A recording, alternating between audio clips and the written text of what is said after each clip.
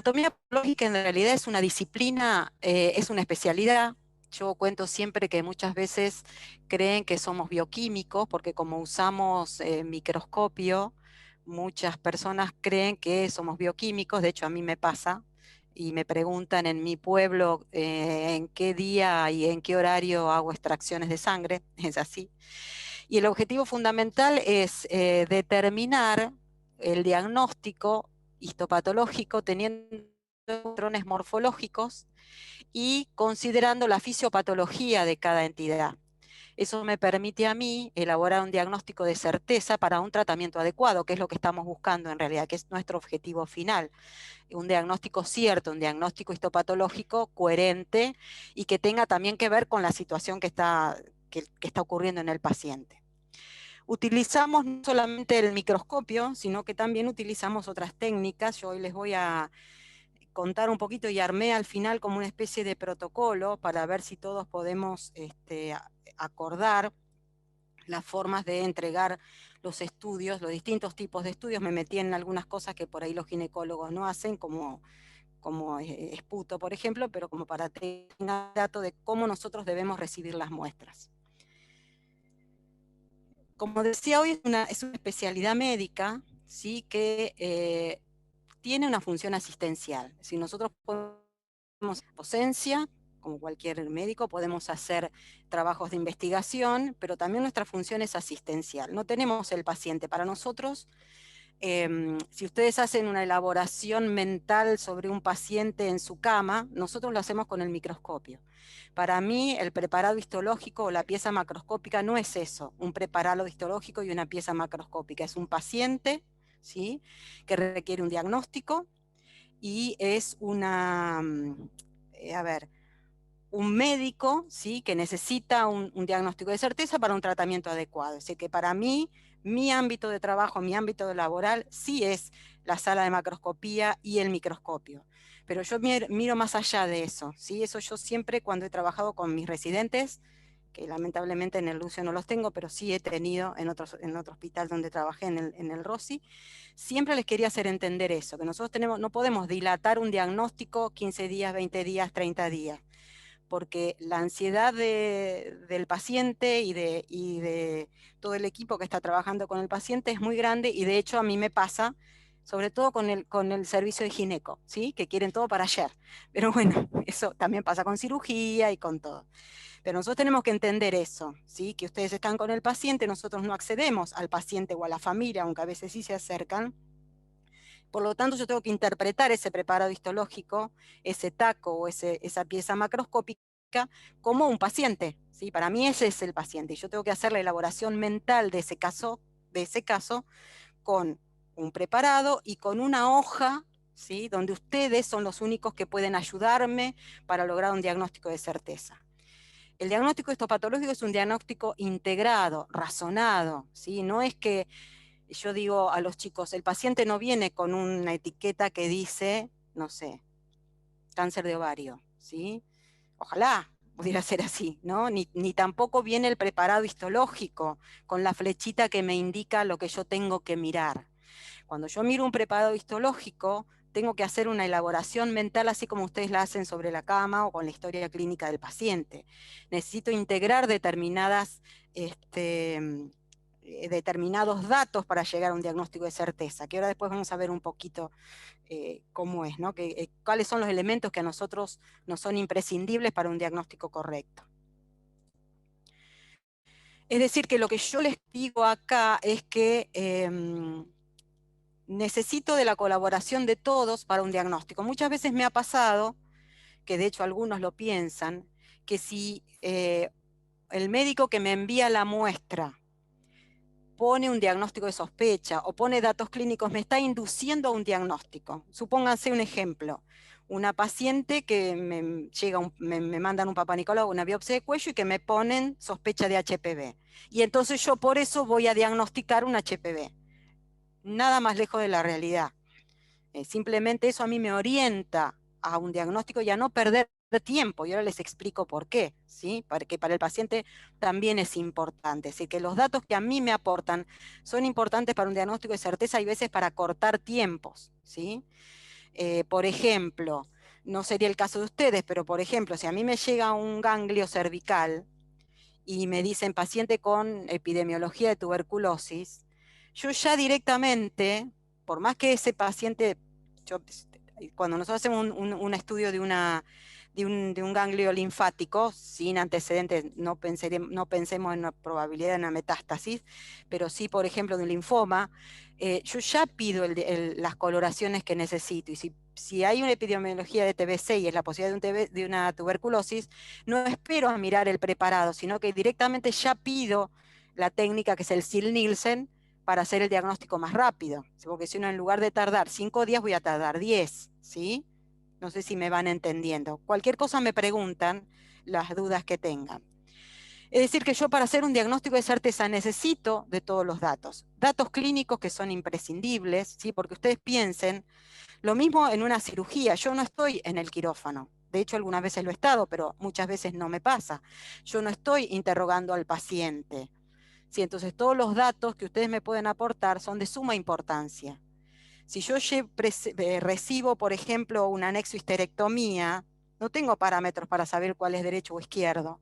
Es importante que a veces ustedes me lo evalúen. De hecho, cuando ustedes me mandan un cono, ¿sí? o un LIP, yo les he pedido que me marquen labio anterior, labio posterior, porque entonces yo lo puedo, o labio superior, labio inferior, porque yo lo puedo orientar de esa manera. Entonces yo necesito de esos elementos de parte del médico responsable del paciente, ¿sí?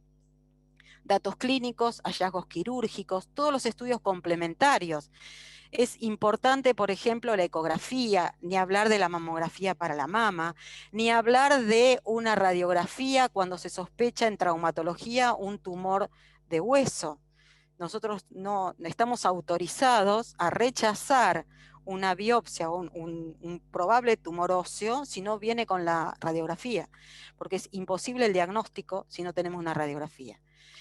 A ver, si yo no tengo datos, a veces el diagnóstico suele ser muy subjetivo, ¿sí? Entonces, yo puedo mirar un preparado y a veces los procesos inflamatorios son iguales en cualquier situación, ¿sí? Pero yo tengo que tener el dato para orientarme hacia qué proceso inflamatorio podría ser, ¿sí? Si el paciente tiene biopsias previas o citologías, me ha pasado muchas veces que yo miro un preparado, sospecho algo y cuando pregunto, sí, tenía una punción positiva para, ¿sí? O sí, tenía una citología positiva para, entonces llego tarde. Si yo por ahí ya con el diagnóstico previo, con la certeza previa, acorto los estudios, ¿sí? La realidad es que el servicio de gineco es bastante organizado, salvo algunos temitas que ahora vamos a charlar. No sé si van entendiendo o alguna duda. ¿Todo bien? Sí, Bien, todo claro. bien. Los datos requeridos. Bueno, obviamente nombre completo del paciente, ¿sí? El número de historia clínica o número de documento, que eso es muy importante porque ustedes piensen que si yo no tengo el documento, yo por ejemplo, si fuera una citología de un Papa Nicolau, yo lo estoy cargando en el CITAM y me ha pasado muchas veces que cargo el número de DNI y aparece un varón y tengo que salir a rastrear el número del documento de ese paciente, de esa paciente, que no correspondería. Entonces, es importante el número de historia clínica. O si yo estoy informando una biopsia o lo que fuere, o tengo que mandar material al cruce, por ahí le estoy endilgando, si vale la palabra, una neoplasia maligna a una persona que no la tiene, ¿sí? No sé si me interpretan. La edad. Quizás para la orientación diagnóstica es importante. Yo, por ejemplo, por ahí no es tan claro el ejemplo de ustedes, pero sí una biopsia de piel, por ejemplo, no es lo mismo una biopsia de piel en la pierna en un niño de 5 años que una biopsia de piel en la cara en un adulto de 80 años. La morfología quizás es similar, pero la orientación diagnóstica va a ser otra, ¿sí? La fecha de nacimiento es importante. ¿Por qué? Porque ustedes saben que nosotros estamos en red con el cruce, y para poder hacer una carga de un taco para que sea estudiado, por inmunohistoquímica, me piden sí o sí la fecha de nacimiento, si no, yo no puedo seguir cargando los datos del paciente. Y ahí lo puse bien grande, que eso es una bajada de línea para todos, letra clara y legible. Les puedo asegurar que muchas veces hacemos malabares para entender qué es lo que quisieron poner. Yo entiendo las dificultades de cada uno en el consultorio o de cada uno en el quirófano, pero realmente a veces nos pasa que no entendemos el nombre, los datos clínicos que me mandan no los puedo entender. No tengo acá fotos, pero la verdad tendría que haber sacado una foto para mostrarles, pero bueno, más de uno han venido y lo han visto, y yo tengo que pedir que por favor me aclaren qué dice el protocolo, ¿sí? Fíjense que son cosas por ahí muy tontas, pero tienen que ver con el sentido común, y yo quiero que lo entiendan desde ese lado, desde el sentido común, no desde la ciencia, porque esto tiene que ver con eso, ¿sí? Porque a mí todo esto me atrasa en el diagnóstico. Volvemos a lo mismo. Datos clínicos, datos quirúrgicos, estudios complementarios. No tengo que estar yo llamando y preguntando, que me pasa muchas veces. Una vez, por ejemplo, no es el caso de ustedes, pero me llega una biopsia que decía cáncer de páncreas. Y era una biopsia de un ganglio. Yo no le encontré ningún cáncer al ganglio.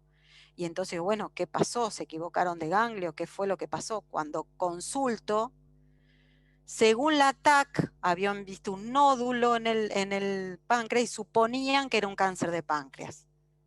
Entonces, a ver, un estudio complementario no siempre es un estudio de certeza.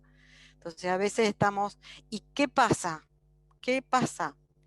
Como el paciente se entera de eso porque se lo dicen, llama preguntando el diagnóstico, no, pero a mí me dijeron que mi papá tenía un tumor y entonces, ¿qué hago? O me ha pasado, por ejemplo, de casos de procesos inflamatorios. Hace muchos años, yo les cuento porque para que entiendan, hace muchos años yo estaba en el hospital, trabajaba en el hospital de San Vicente, Ramón Carrillo, y me llega era trompa uterina y todo material de abdomen, de pelvis, con diagnóstico de carcinomatosis peritoneal. Les puedo asegurar que yo no encontraba nada. Eran como muestras muy pequeñitas, y la paciente ya tenía ese diagnóstico en su cabeza. ¿Y qué quería? Saberla, era la época del tratamiento con crotoxina, ¿se acuerdan? Así que calculen la cantidad de años, ¿no? Cuando se usaba la crotoxina. Y el paciente, el familiar, había pedido por Europa, no sé a dónde, la crotoxina para el tratamiento. Y yo no le encontraba el cáncer por ningún lado, pero bueno, con el tiempo le hacen una salpingectomía, díganme ustedes si lo digo bien, y resulta que había sido una salpingitis crónica que había hecho todo un plastrón y el paciente no tenía ningún cáncer. Entonces, esas cosas a veces complican, ¿sí? Y sí también, como yo les decía, el diagnóstico presuntivo. No piensen que porque a nosotros nos ponen un diagnóstico presuntivo, están induciendo un diagnóstico. No, no es así. Otro, no sé si hasta acá alguna duda, alguna pregunta o todo bien. O algo que quieran agregar. ¿No? ¿Sigo? Yo te quería preguntar algo, Marita, pero me olvidé qué era. Ah, bueno. Bueno, ya te volverá. Ya volverá. Ya te volverá. Bueno. Bien. Otra cuestión muy importante son las condiciones del material. ¿Cómo recibimos el material? El material debe ser fijado adecuadamente en formol al 10%. Es decir, con una dilución al 10%. Ustedes van a ver que la botella dice 40%. Eso es como formol puro, ¿sí? En quirófano lo preparan al 10%, 9 partes de formol, una parte de agua, ¿sí? Esa sería la dilución. Alcohol 96 en el caso de la citología, nunca para una biopsia, por favor. A veces ha pasado que me llegan fijados en alcohol 96. El Bowen, bueno, no sería para el caso de ustedes, pero sí se utiliza para fijar hueso. Sacomano y Carnot se utilizan sobre todo para la citología, para eliminar o desteñir, por decirlo de alguna manera, los glóbulos rojos que pueden estar enmascarando alguna lesión. Y el formol buffer, que bueno, lamentablemente ahora no tenemos en el servicio, pero sí yo siempre les pedí que si la idea es enviar la muestra para inmunistoquímica, el formol buffer es el ideal, porque no lesiona el tejido y entonces optimiza el estudio de inmunistoquímica. Otro elemento importante es la cantidad de fijador, ¿sí? Por lo menos tengo que tener 2 veces más de líquido en relación a la pieza. Entonces, fíjense, una mama gigante o un útero, una histerectomía por una miomectomía, tiene que estar bien fijado porque a nosotros no siempre nos llega el material en el momento. Está buenísimo en las congelaciones o en el momento de la cirugía, que yo recibo la pieza y ya en el momento la empiezo a procesar. Pero a veces, no sé, se hace una cirugía el día viernes y hasta el lunes no se recibe el material. Y todo eso, imagínense que se va fijando de afuera hacia adentro, ¿sí? Y la fijación es 1 centímetro más o menos por hora, y a veces no llega hasta el centro de un útero, de una histerectomía, por ejemplo. Entonces es importante la cantidad que sea adecuada para la fijación, ¿sí? No poner en una bolsita el útero, por ejemplo, con poca cantidad de formol. El tiempo de fijación también es importante. No menos de 24 horas en formol debe estar el tejido, ¿sí? Eso es importante también. Adecuadamente rotulado. No me pueden llegar a mí frascos o bolsas sin rótulo.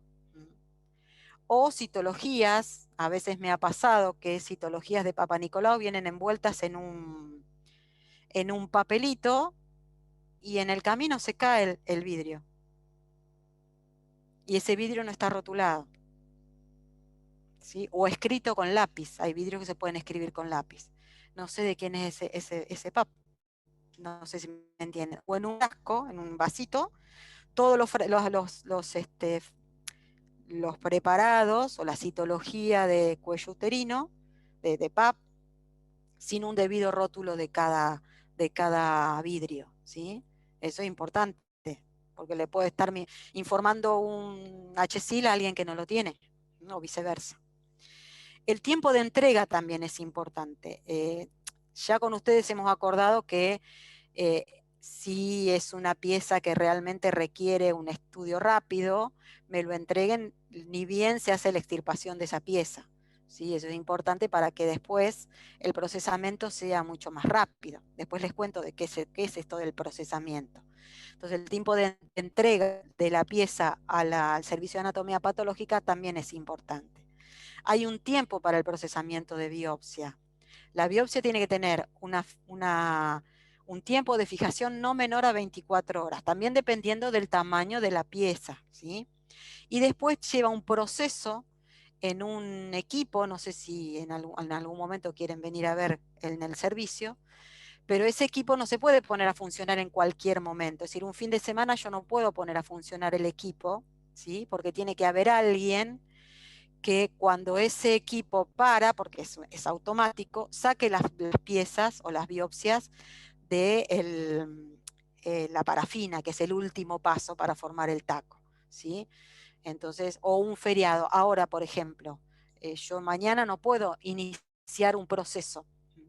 Les puedo decir que realmente las chicas, mis técnicas, más de una vez se han llevado biopsias a procesar a su casa.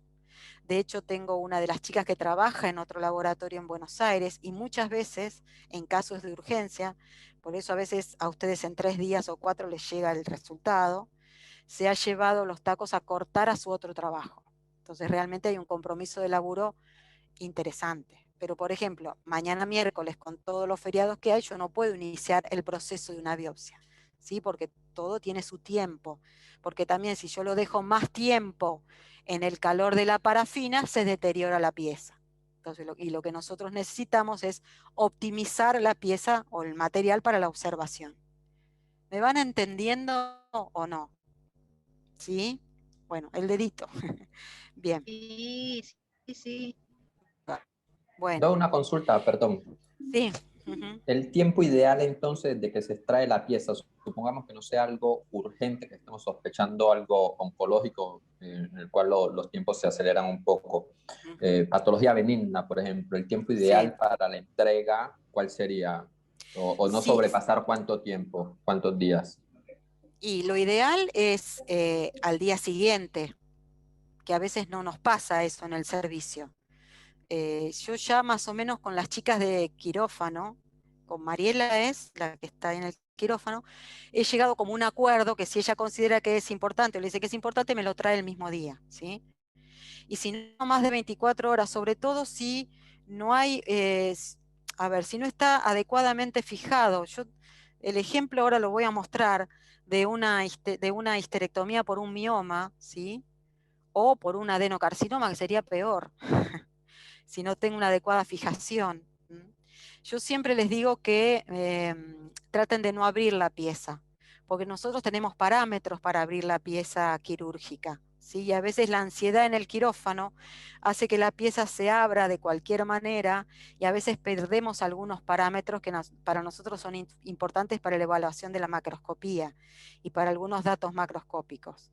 Entonces, lo antes que se pueda traer la pieza y que la podemos empezar a procesar, salvo que ustedes estén seguros de que está con la cantidad de formol adecuada.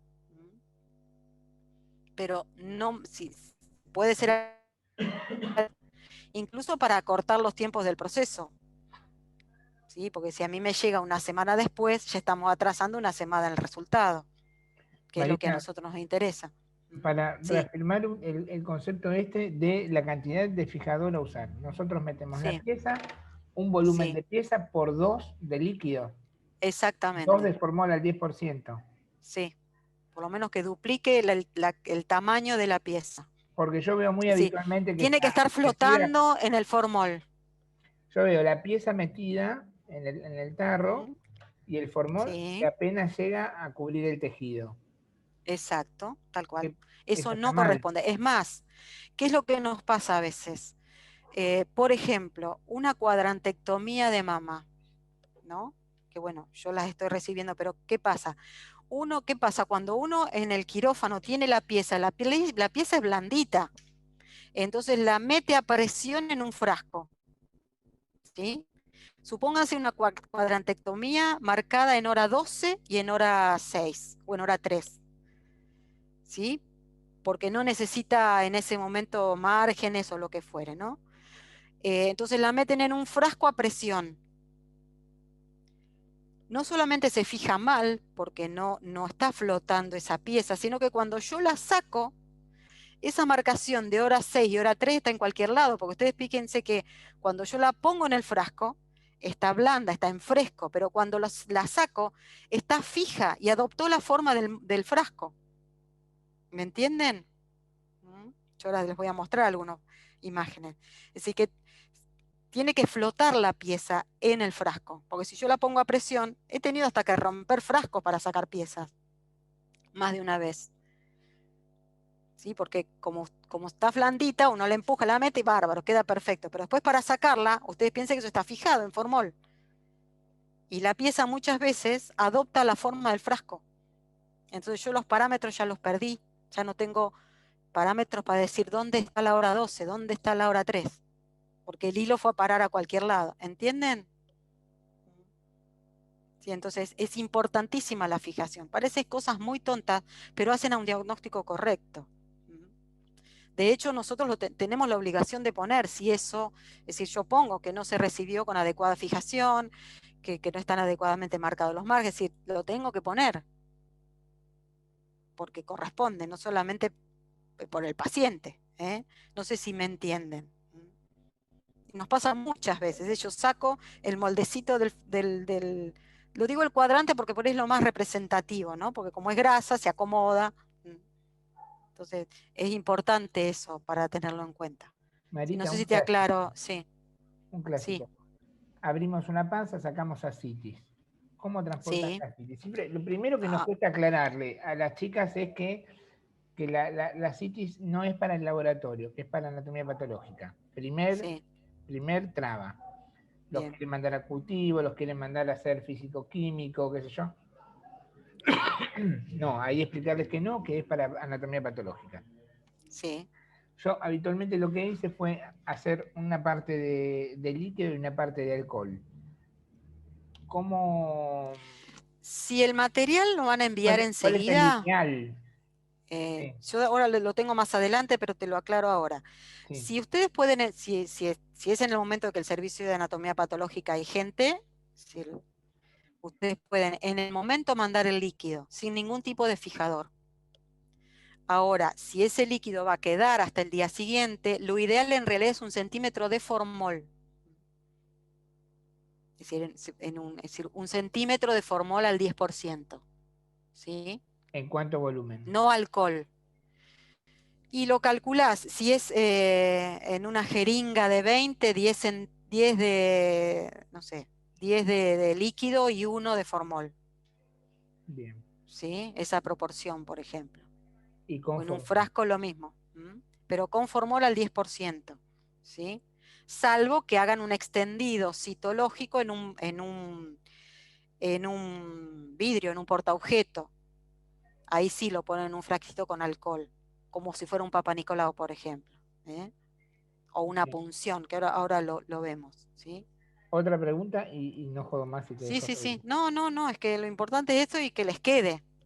Escúchame, vos tomás un PAP en el Sí, consultorio, en donde sea. sí.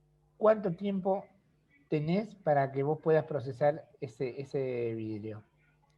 Si está adecuadamente fijado con alcohol 96, no hay problema, salvo que el vidrio se rompa. Ese es el problema, el único tema, ¿sí? Es decir, lo ideal es fijarlo en alcohol 96. Ajá. ¿Y el O en el fijado ese fijador, con spray? bueno, el fijador ese con spray, mientras sea un fijador citológico, no hay problema. El problema a veces es que a veces lo fijan con un spray de pelo. Es lo que usamos Y siempre. eso sí que eso no sirve, porque el perfume mismo, es decir, lo distorsiona la citología. Si es un spray para citología, que que existe, eso no hay drama. Pero lo ideal es dejarlo un rato en el frasquito con alcohol y, no sé, 3, 4 minutos, no más que eso, y después lo sacás y así lo mandás. Ujú. No El necesita más que chorro, eso, de fija. el chorro Sí, de el alcohol alcohol encima del como vidrio. ponele. Es decir, tenés un vasito con formol, con alcohol y lo pones ahí un rato y después lo mandás así, fijado con alcohol 96. Como lo mandan al servicio. A mí me llegan los Papá Nicolás en un frasquito con alcohol, que Bien. así llegan al servicio. Eso es lo ideal. Y en realidad no hay problema, mientras que se mantenga húmedo, pues también se puede desecar, si se rompe ni hablar. Hemos tratado de rescatarlo a veces, pero no siempre es posible. Bien. ¿Sí? Lo ideal siempre es el alcohol 96 para cualquier tipo de citología.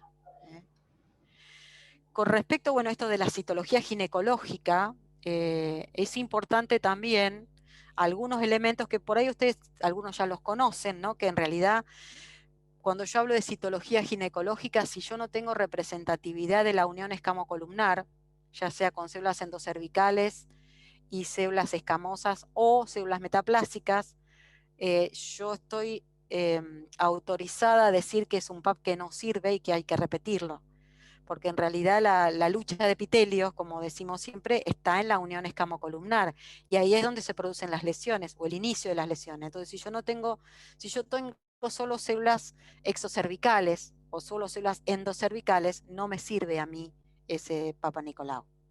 La fijación, como decíamos hoy, en alcohol 96, y ni hablar de la preparación del paciente, pero convengamos que también depende del ámbito en el que uno esté. Si vos tenés una paciente que viene por única vez y no sabes si la vas a volver si va a volver al consultorio, pasa sobre todo en la salud pública, bueno, le hacemos el PAP, aunque no esté preparada. Algo, si es grave, lo vamos a ver. Sí, esa es la realidad. Y bueno, los datos ginecológicos, volvemos a lo mismo, ¿sí? Los datos importantes, fecha de la última menstruación, edad de la paciente, número de pareja, bueno, eso está armadito en la planillita del STAM, y es importante tenerlo en cuenta, ¿sí? Número de parejas, inicio de las relaciones sexuales, síntomas anticonceptivos, porque todo eso también se traduce en la histología. en la citología, perdón. Si está teniendo algún reemplazo hormonal el paciente, si tiene algún tratamiento con tamoxifeno, y todas las cuestiones que ustedes ya conocen por ahí, que eso es importante también. Y obviamente, dentro de lo posible, aunque bueno, ahora a nivel público, sobre todo en las unidades sanitarias, no se hace la colposcopía, pero bueno, eso sí se puede hacer, es importante que eso también se consigne, para ver la correlación colpocitológica, ¿sí? A ver si podemos hacer esa relación. Y acá vamos, bueno, acá se los puse, ¿ven? Lo que hablamos recién, ¿no? La cantidad de material es importante, ¿sí? Sobre todo para las punciones, cuando se hace una punción o cuando se hace un extendido de una secreción por pezón, la cantidad de material es importante para hacer el diagnóstico. La fijación del material, bueno, eso ya con la pregunta de Pablo más o menos ya lo contesté, ¿sí? ¿Cuáles son las dificultades que nosotros tenemos cuando recibimos una citología, ¿sí? Cuando hacen una punción de una citología, yo siempre les pido que en el preparado, porque muchas veces son varios vidrios, ¿sí? Y si lo van a mandar fijado en alcohol en un vasito, ¿vieron el gancho de hojas? Ese ganchito que tiene una parte larga y una parte corta, el ganchito común de hojas. Nosotros tenemos como código, para los que a veces nos mandan, a veces mandan varias punciones de un mismo tumor o punciones de tiroides, por ejemplo, que no es el caso de ustedes, pero nos mandan, la parte larga del ganchito que marque el lugar donde está el extendido, donde ustedes hicieron el extendido, ¿sí? Porque entonces a nosotros nos facilita la coloración, porque si es poquito material, con eso optimizamos la muestra, porque a veces no alcanzamos ni siquiera a verlo, el material hasta que esté coloreado. Entonces es importante, y eso les permite también que no se pegue un vidrio con el otro, que a veces pasa cuando los ponemos en el frasquito con alcohol, ¿sí? Creo que se entendió, ¿no? Y esto es importante, ¿no? Cuando nosotros no hacemos todo esto que yo les estoy pidiendo, a veces nos pasa que el resultado tarda porque yo tengo que preguntar. Es decir, supónganse, por ahí no es el caso de ginecología, pero a veces nos pasa, ¿no? Que nos llegan, no sé, tumor de piel, por decirles algo, ¿no? Y yo o no encuentro el tumor o no sé de dónde se lo sacaron. Y entonces uno tiene que, una vez que miró el preparado, recién ahí hablar con el referente, que no lo encontramos siempre, porque pasa en algunos servicios, sobre todo en este momento, que a veces van solo a la guardia o no los encontramos, nadie sabe nada del paciente, y eso es importante. A veces el que firma la biopsia o el protocolo o la solicitud no es el mismo que estuvo con el paciente, no es en el ámbito público, pero a veces en el ámbito privado. Nos pasa, y me ha pasado en las clínicas donde trabaja, que la solicitud la firma la instrumentadora y entonces el médico mientras está haciendo la cirugía le dicta a la instrumentadora y claro, pobre instrumentadora, mucho no entiende y pone lo que puede. Entonces uno tiene que llamar al médico, que a veces no se acuerda. Entonces es importante, ustedes tienen que pensar que ustedes están con el paciente ahí, nosotros no. Entonces ustedes son los que tienen el paciente adelante. Más de una vez he llamado por teléfono a los pacientes, se los puedo asegurar. Y he preguntado yo. O vienen a buscarle el resultado y le hago yo la pregunta. La verdad, no tengo ningún problema, pero a veces no vienen a buscar el resultado. Entonces, si a veces vienen, nos llaman, mire, discúlpeme, pero dígame, ¿cuánto hace? ¿Usted se hace otro estudio? ¿Cómo de los resultados? Me han mandado fotos de los resultados los pacientes, porque nunca lograba que el referente del paciente me lo alcanzara o me mandara una fotito. ¿Sí? Si, por ejemplo, no sé, tumores de hueso, ¿sí? Me ha pasado, ¿eh?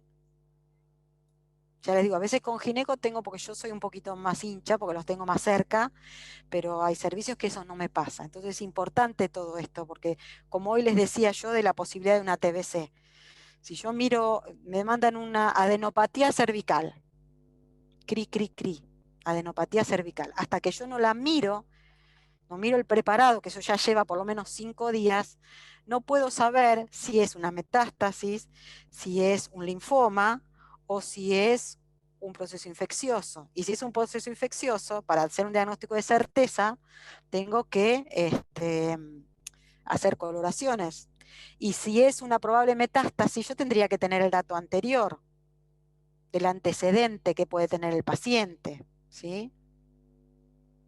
Y si fuera un linfoma, también es importante que me digan, bueno, que el paciente tiene una sospecha de linfoma. De hecho, ha pasado que después me entero que le han mandado a hacer estudios al cruce, cuando yo todavía no tengo el diagnóstico. Entonces, más que nada lo que nosotros buscamos es un diagnóstico de certeza en el menor tiempo posible, ¿sí? Para un tratamiento adecuado. Y para eso necesito la colaboración de todos, ¿sí? Porque si no pasa esto, ¿sí? Hay un retraso en la entrega de resultados y errores en la interpretación de las biopsias, porque a veces cuando uno mira un preparado, a veces uno tiene que hacer una elaboración mental, pero a veces es la elaboración mental, si yo no tengo los datos clínicos, termina siendo algo subjetivo. Y entonces digo, bueno, podría hacer esto, pero para esto tendría que pasar tal cosa, y entonces tengo que preguntar, y eso atrasa el diagnóstico, ¿sí? No es que yo necesito, es decir, me tienen que decir, es esto. No, a ver, yo creo que ustedes entienden porque hay muchos que pasa eso, ¿no? Que creen que inducen a un diagnóstico. No, ayudan al diagnóstico y acortan el tiempo del diagnóstico. ¿Mm? Bien. Y acá en un momento, hace un tiempo, nos pusimos a hacer un trabajito para ver los errores que habíamos visto, ¿no? En la entrega de los... Fíjense, datos ilegibles. Hicimos un estudio de 100 preparados, de 100 protocolos y los preparados que recibíamos. Y fíjense, 20% con datos ilegibles. ¿A qué me refiero con datos ilegibles? No se entiende la letra. No puedo determinar quién es la persona que es dueña de esa biopsia. O a veces, y te dicen, no, fíjate en el número de documento, pero a veces no se entienden los números. Un 4 o es un 9, ¿sí? Porque pasa. Un 0 o es un 8, un 1 o es un 5, y no entiendo, la verdad, parece muy tonto, pero no se entiende. El nombre completo del paciente, a veces me ponen solo el nombre, Julio. Y aparte convengamos que si yo digo José López, o vamos a algo de mujeres, ¿no? No sé, Juana García. ¿Cuántas Juanas García puede haber? Necesito el número de documento exacto. ¿Sí? ¿Sí? Porque yo todo eso, aparte de eso lo cargo en un sistema para que después a nosotros nos quede archivado adecuadamente ¿qué les ha pasado a ustedes? ¿No me buscás la biopsia de tal paciente del año 2014? Porque ahora viene la paciente recién ahora y resulta que no me acuerdo, y les encontramos la biopsia del 2014 o del 2010, siempre y cuando los datos de ese paciente hayan sido los adecuados. Y nosotros lo tenemos todo guardadito. ¿Sí? Bueno, la falta de dato etario también, fíjense que esto les digo es importante, claramente, es decir, un tumor de ovario no es lo mismo en una paciente de 22 años que en una de 65. ¿Sí? Eso es claro. Después, diagnóstico presuntivo muchas veces no está. Datos clínicos, fíjense, el 60% datos clínicos y estudios complementarios incompletos. O nada. Bolsa sin rotular, material insuficiente. Y hay otra cosa que me estoy acordando ahora. Fijador inadecuado. Biopsias mal fijadas.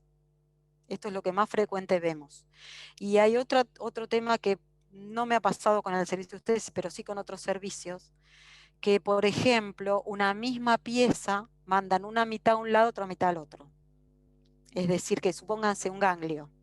mandan medio ganglio a nuestro servicio y medio ganglio a la Academia de Medicina, que me parece perfecto.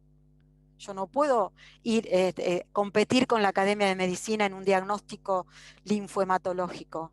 Mandá todo el vidrio, todo el taco o todo el ganglio a la Academia de Medicina.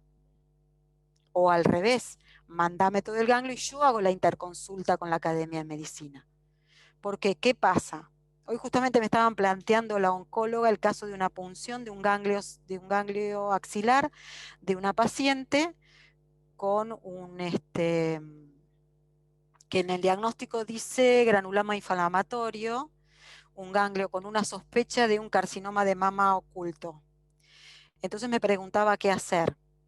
La realidad que yo le expliqué que la punción a veces en un ganglio no es redituable si sirve la palabra, porque a veces si se sospecha una metástasis, quizás puede ser una micrometástasis y entonces en la punción no la voy a encontrar, o puede ser que en la punción, como no tengo el dato, si solamente tengo la accesibilidad al ganglio y no puedo determinar dónde está la lesión, a lo mejor hago la punción donde la lesión no está.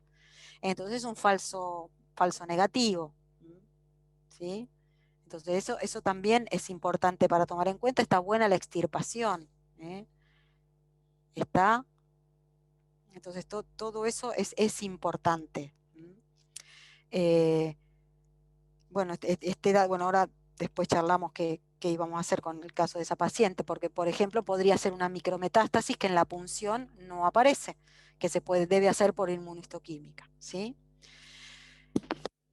Más o menos lo entendieron mi llanto, porque ya casi que termino como llorando, pidiendo por favor que todo esto lo hagan, ¿no? Y acá fíjense, esto es lo que yo les decía. Fíjense esta fijación, esto es una tiroides, pero bueno. Fíjense en la cantidad de formol, que les digo que a veces llegan así las biopsias, ¿eh? Esto es lo que corresponde. Obviamente ustedes la histología de tiroides no se la acuerdan, pero solo fíjense en la nitidez, en eso nada más. Este es el preparado histológico de una biopsia mal fijada. Y este es el preparado histológico de una biopsia adecuadamente fijada, donde yo veo perfectamente los parámetros celulares. Acá no, acá me puede estar comiendo cualquier cosa. Disculpen la expresión, pero sería algo así, ¿sí? En cambio acá los parámetros los veo adecuadamente y acá estoy duplicando el tamaño de la pieza y la biopsia no está empujada dentro del frasco. Acá fíjense, esto es lo que yo les decía, el útero. Lo ideal es que se fije en el centro. Hace un tiempo atrás, no hace mucho, yo estaba de vacaciones y bueno, mandaron una mamá gigante. Y bueno, por suerte las chicas, una de las técnicas se animó a cortarla y quedó adecuadamente fijada. Pero estaba en un frasquito, está bien, en un bidón, pero no alcanzaba a fijar toda la pieza.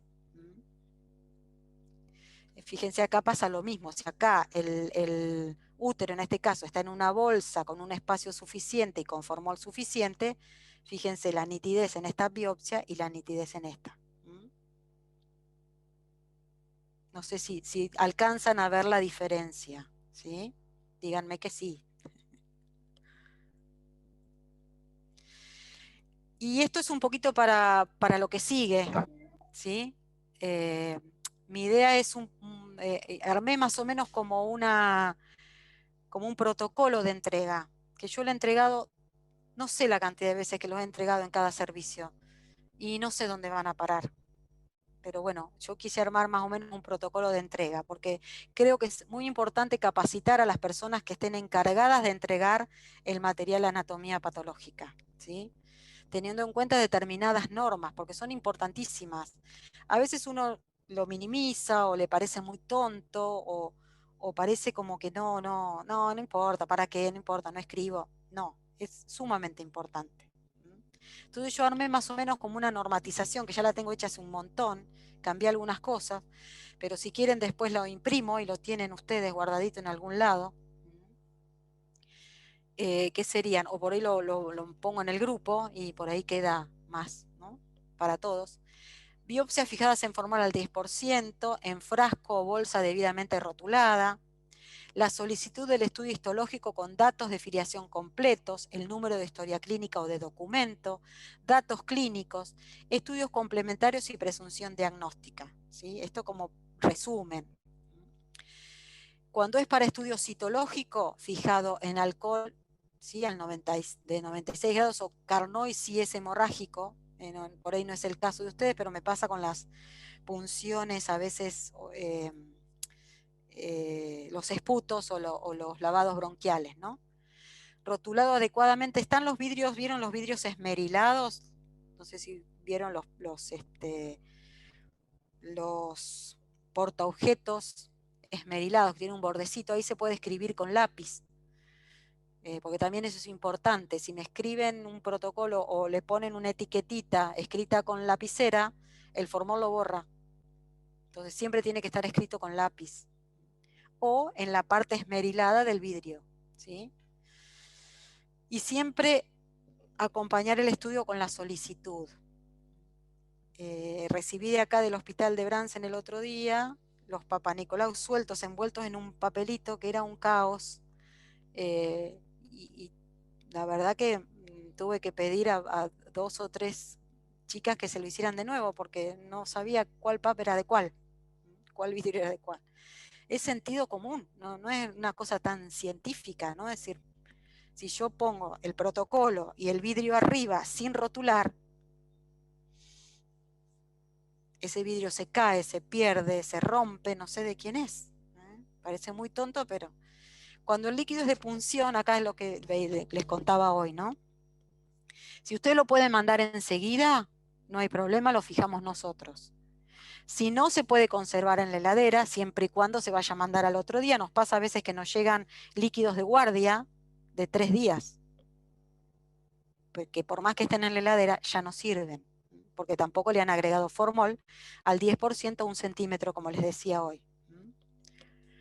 Y esto también es importante, que hoy, por ahora no tenemos formol buffer, pero si ustedes piensan que lo habíamos logrado con los cuadrantes de mama, pero bueno, ahora no puedo conseguir formol buffer por una realidad, pero es importante que si se requiere un estudio de inmunistoquímica de mayor complejidad, nos lo avisen para poder armar el frasquito con formol buffer, porque optimiza la inmunistoquímica, ¿sí? el diagnóstico por inmunistoquímica. Y bueno, si ustedes requieren alguna técnica especial, hasta ahora nosotros no, pero bueno, el cruce puede, por ejemplo, llegó una orden el otro día de la oncóloga pidiendo FISH. El cruce no hace FISH. Entonces, la pobre paciente tuvo que venir a buscar el taco y decir, llámenos primero y pregúntenos si podemos nosotros resolver esa práctica. ¿Sí? Claramente para una paciente con un ER2 sospechoso, ¿sí? Ni, que necesitaba un FISH. ¿Sí? Vino la paciente, dejó el estudio, pero bueno, tuvimos que llamarla por teléfono, aclararle, quizás eso ahorraría tiempo y el mismo oncólogo se llevaría el taquito a otro lado, ¿sí? Por ahí, si requieren algún estudio de complejidad, primero pregunten si lo podemos hacer, no nosotros, por supuesto, pero si el cruce lo puede hacer o conocemos algún lugar donde ese taco puede ser derivado, ¿sí? Bueno, esto no es para ustedes, pero el esputo es otra de las de las muestras que se envían al servicio y tienen que fijarse con un BUIN, pero bueno, no es el caso de esta especialidad. Lo mismo para la inmunofluorescencia, pero bueno, no es el caso tampoco de ustedes. Y acá me quería detener un poquito lo que es la biopsia por congelación.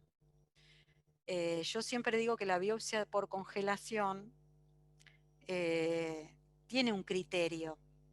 La biopsia por congelación se utiliza para determinar una conducta quirúrgica. Es decir, yo tengo que saber que en función del resultado de esa biopsia por congelación voy a definir intraquirúrgicamente qué es lo que voy a hacer con ese paciente, ¿sí? No tiene que ser algo que puedo resolver por diferido y no tiene que ser algo para decir, ay, bueno, mira, decirle a Marita que se fije qué es esto que se fije porque no sé, me entra la duda y uno dice, esto debe ser tal cosa, no, debe ser tal otra. Bueno, que lo defina Marita por biopsia por congelación. No, no corresponde, ¿sí? Porque no sirve. Realmente la biopsia por congelación es para determinar una conducta quirúrgica, ¿sí? Cada vez se están haciendo menos porque muchas veces, bueno, antes por ejemplo hacíamos el diagnóstico del carcinoma de mama en un cuadrante por biopsia por congelación, ahora eso ya está resuelto, solamente se hace el ganglio. Se trata de achicar lo más posible, pero ¿para qué se usa? Para establecer, otras veces nos ha pasado, sí, que eso sí es de utilidad, para ver si el material que están enviando es suficiente, por ejemplo. No es el caso de ustedes, pero por ahí sí ocurre para las neoplasias de cerebro, del sistema nervioso central, ¿sí? Toman una muestra muy pequeñita y lo único que tenemos que decir es si hay material suficiente o no, porque no se puede determinar una conducta en ese momento, ¿sí? Solo para ver si es material suficiente, ¿sí? Y realmente muchas veces nos ha pasado de tener que pasar a un segundo tiempo porque no, por congelación los parámetros, no es lo mismo una biopsia fijada adecuadamente que una biopsia por congelación, que de hecho a veces el tejido se distorsiona y la coloración que se utiliza no es hematoxilina osina, es azul de toluidina, que hay muchos elementos o parámetros que no nos permiten ver. Y si el material es muy pequeñito, no conviene hacer biopsia por congelación. A veces un nódulo muy pequeño de mama, por ejemplo. No conviene hacerlo porque después perdemos el material, porque ese material que se congeló no puede ser utilizado después para inmunohistoquímica. Y si la biopsia es muy pequeña, perdemos el material. Cerrar un diagnóstico de certeza por inmunohistoquímica, por ejemplo. Sí podemos decir solo por la observación si el material es suficiente o no, por impronta, por ejemplo. Pero no congelarlo porque se pierde el material. No sé si se entendió. Y esto para mí es importantísimo. Cuando hay que hacer una biopsia por congelación, es importante que me lo cuenten el día anterior y me cuenten el caso el día anterior. ¿Sí? Y si es posible, me acerquen los estudios complementarios de la paciente, ¿sí? Para entonces yo ya tener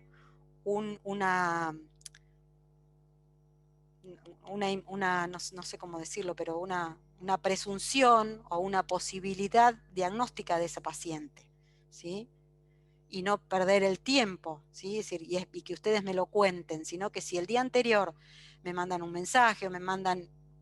De hecho, ya les digo, con ustedes lo logro, no me pasa con otros servicios, pero está bueno que me traigan si hay tomografía, si hay ecografía.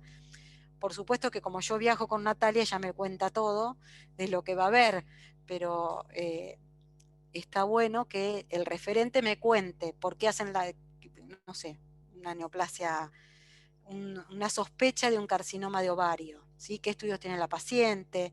Que me lo cuenten, ¿sí? De hecho, bueno, se hacen los ateneos, esa es otra historia. Pero es importante. Lo mismo, a veces yo digo que al médico nos cuesta mucho escribir. Bueno, a mí no me queda otra porque tengo que escribir.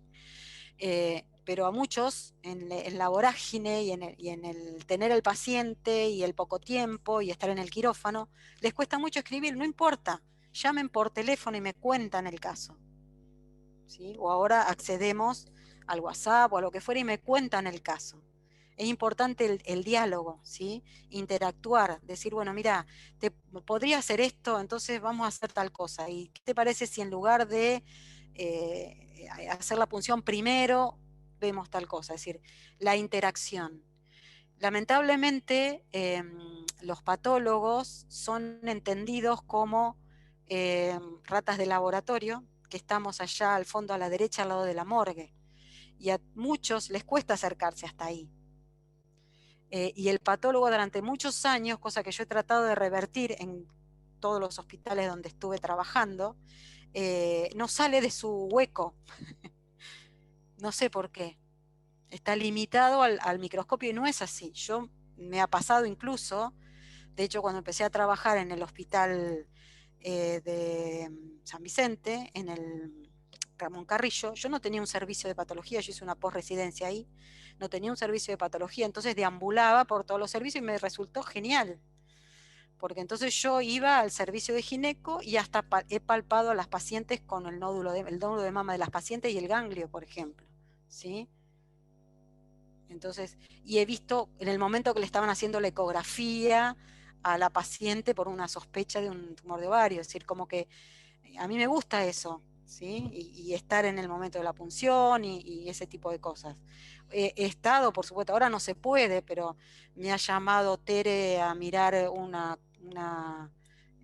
imagen colposcópica de una sospecha de un carcinoma. De hecho, bueno, lo he hecho porque a mí me gusta acercarme y verlo, y es mucho más rico para nosotros ver in situ la lesión. Lo mismo lesiones de piel, bueno, es el caso de ustedes, pero acercarme y ver la lesión no es lo mismo que la descripción. Entonces, para mí es muy importante que se tenga ese criterio, que no le tengan miedo al servicio de patología, ¿sí? Por más que estamos al lado de la morgue, en realidad ahí nadie molesta, están quietitos ahí, no pasa nada, ¿eh? Y realmente es un lugar feo, es sucio, pero bueno, si uno se pone a pensar, cuando me ven a mí toqueteando las cosas, ¿y ustedes qué hacen? Es más o menos lo mismo, ¿no? Nada más que la diferencia es que yo lo recibo fijado en formol y ustedes enchastrado de sangre. Estamos en la misma, entonces está bueno que se acerquen, charlemos, y la interacción. Lo vengo logrando de a poquito, ¿eh? Ya, bueno, con ustedes no he tenido casi problemas, pero he logrado que los chicos de cirugía vengan, me manden la foto de la cirugía, los chicos de traumato también. De a poquito es como que voy logrando esa interacción, porque para mí es mucho más útil, mucho más práctico y acorta el tiempo del diagnóstico, que es lo que nosotros buscamos. Un diagnóstico rápido, un diagnóstico de certeza, para que ese paciente, esa familia y ese médico pueda acceder a un tratamiento adecuado.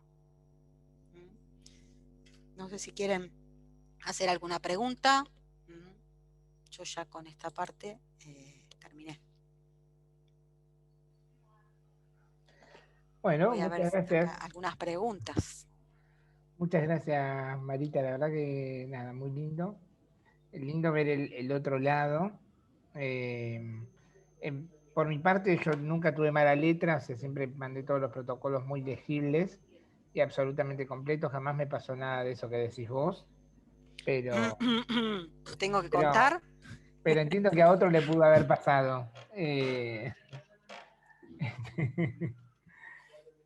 Escúchame, pregunta. No sé, yo supongo que sí, lo que pasa es que es difícil por montones de cuestiones, ¿no? Letra de preescolar tienes. Basta. Calladito nada más que hablas para hacerme bullying, ¿no?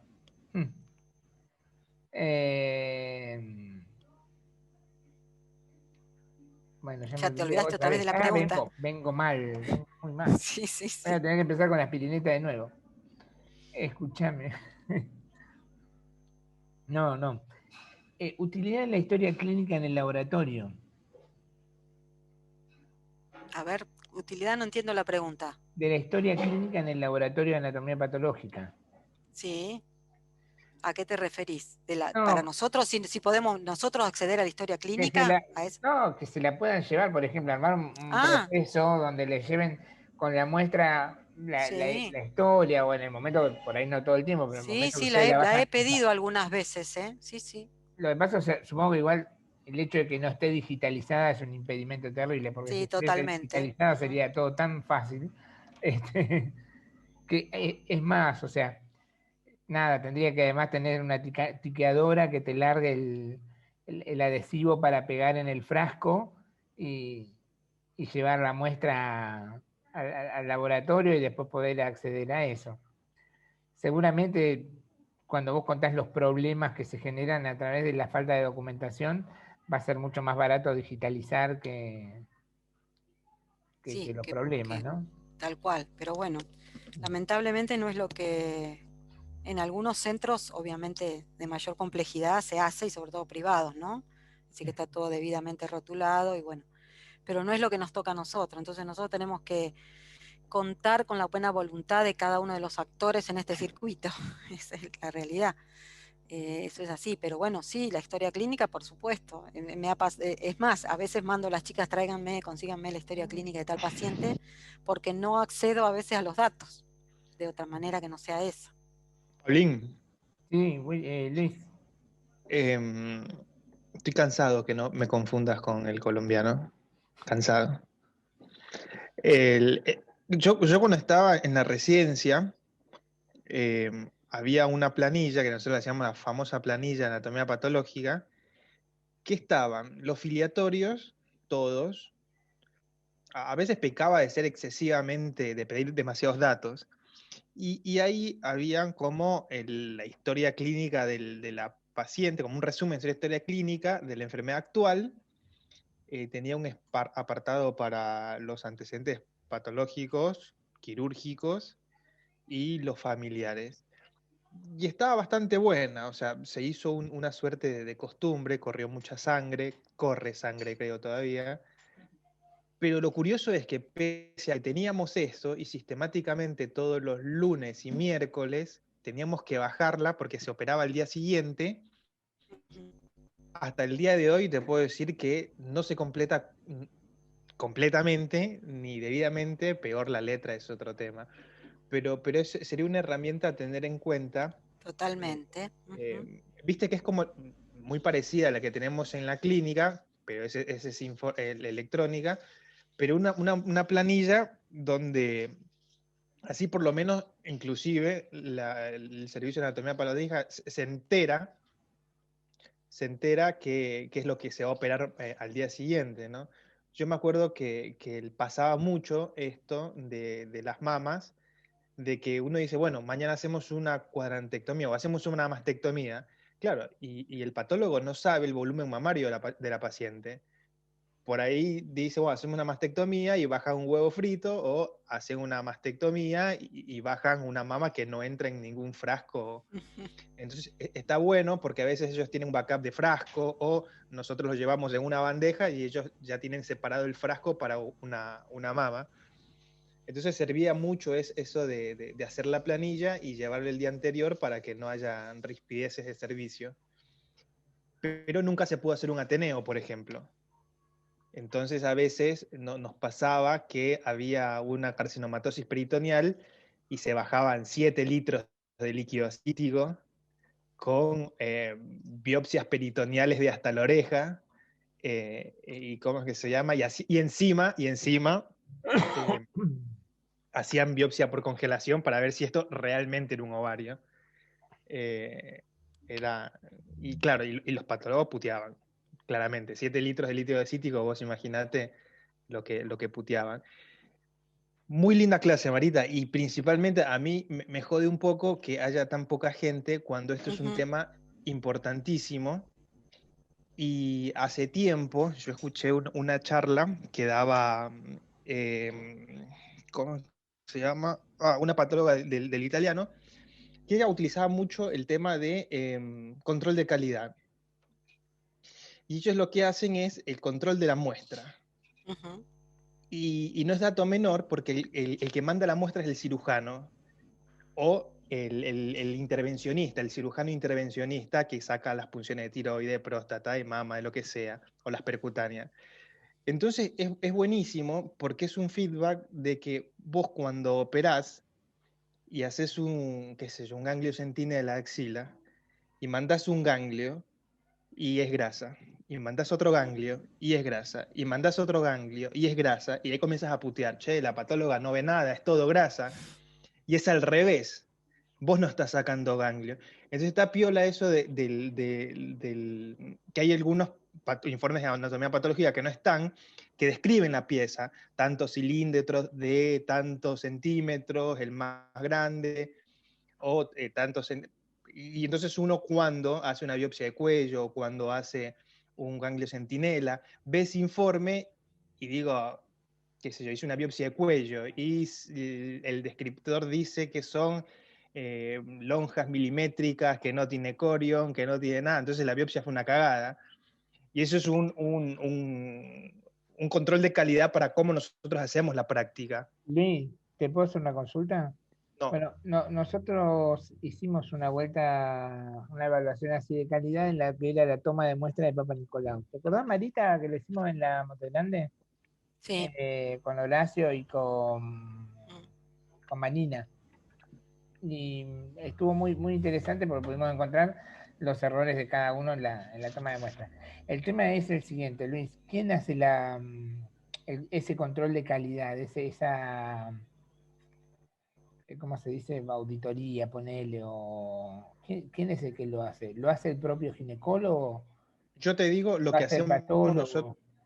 en el clínicas, cuando habían los ateneos quirúrgicos, nos damos con un caño entre todos.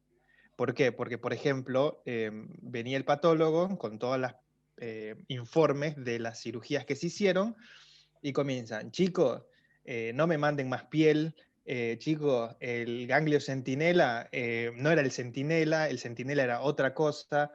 Entonces íbamos viendo los errores que se daban cuenta, por ejemplo, decía, no, mandamos 3 ganglios centinela.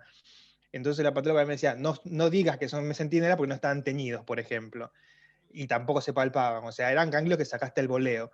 Entonces en el momento, nosotros éramos, ponerle, atacados de cierta forma por anatomía patológica diciendo, las muestras que ustedes mandan o son una cagada, son chiquitas, o están mal fijadas, o en envase chico, o llegaron 5 días después, no le pusieron formol, que también pasa, le pusieron alcohol en vez de formol y llegó podrida, o llegó sin formol directamente podrida. Entonces, ese control de calidad lo hacíamos ahí. Ahora, existen otros centros en donde la auditoría es externa, donde te dicen el servicio de mastología de Clínica IMA, las cirugías, cuántas recirugías tienen, cuántos márgenes insuficientes tienen, cuántos ganglios centinelas positivos tienen, encontrados, no digo positivos de enfermedad, sino encontrados tienen, pero siempre como alguien externo, ¿no? Porque uno siempre se A sesga. eso me refería, Luis. Que Pero justamente sí, que este tipo de validación o auditoría debe ser externa. Porque está buenísimo que uno lo haga y de hecho lo veo bien cuando vos no disponés de esa auditoría externa. De hecho, no sé si en el conurbano habrá algún lugar que disponga de eso. Pero entonces la iniciativa está buenísima, pero está excelente en realidad que pueda ser externa. Sí. Es yo te digo, lo ideal. aprendí muchísimo de ese concepto, porque, viste, uno hace un PAP y uno cree que hace PAP. Entonces, cuando te das cuenta que no sacas zona de transformación, que el cepillado lo sacaste más seco que cuando lo metiste, hay muchas cosas que vos crees que lo hiciste bien, pero cuando te vienen los informes del PAP, te das cuenta que no sacaste una sola puta célula. Entonces, eso, cuando vos te das cuenta que existen ciertas cosas dentro del informe que hablan de tu trabajo, te das cuenta que hay cosas que no estás haciendo tan bien. Como, por ejemplo, mandar 7 litros de líquido acítico, por ejemplo. Yo acostumbro a informar esos errores, ¿no? Es decir, porque, por ejemplo, bueno, en el caso de los Papa Nicolau, con el sistema Bethesda, que es el que se utiliza ahora en la información, está contemplada la muestra o no satisfactoria o no. Cuando, por ejemplo, no se encuentran células endocervicales, y hay algunos ginecólogos que me lo discuten, pero si yo le hice un cepillado, bueno, pero no habrás hecho el extendido de ese cepillado, o a veces ese cepillado no fue suficiente, y eso A veces pasa. pasa que por ahí haces el cepillado y lo tirás al cepillo. Yo hago siempre eso. Aparte, claro, es así. Y nos exigen a nosotros que encontremos las células endocervicales que ustedes tiraron. Es así. Y después, bueno, con respecto a la fijación, todo eso lo tengo que poner porque si les sirve como control de calidad, buenísimo, lo podemos Sí, ir, sí. les bajo línea de lo que...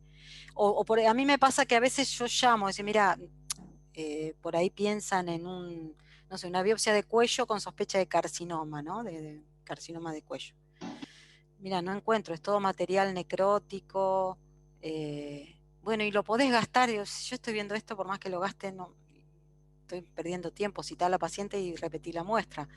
Lo que pasa es que a veces uno les pasa, ¿no? Yo entiendo, por ahí te sorprende ver todo tejido necrótico y hemorrágico. Uy, acá está. Y en realidad ahí no está. Ahí Claro. está el tejido necrótico y hemorrágico de toda esa neoplasia maligna que se terminó destruyendo. Buscale un poquitito en el costado, ¿sí? Por eso a veces me gusta que me llamen, yo para decirle, bueno, mira, no, sacá acá o sacá ahí, ¿no? Es decir, como para que optimizar la muestra, ¿no? Es decir, ahora es imposible, Marita, pero bueno, en otras épocas lo he hecho.